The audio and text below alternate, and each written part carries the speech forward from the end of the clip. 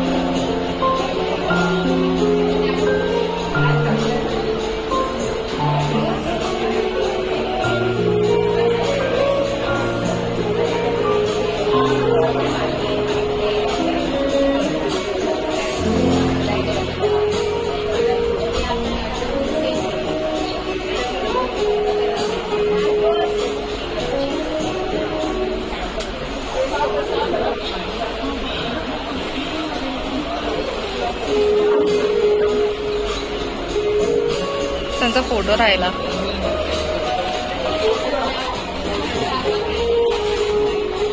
प्रतीक्षाकडे याचेच काढलेत.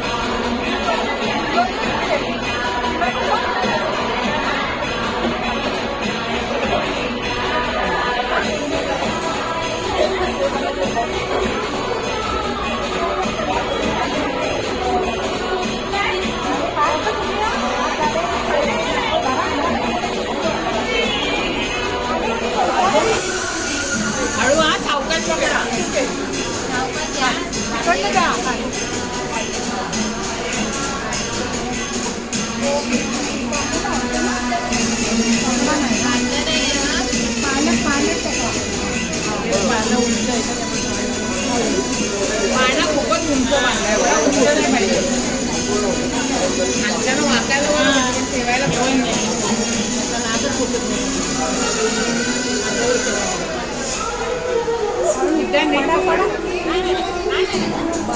मस्त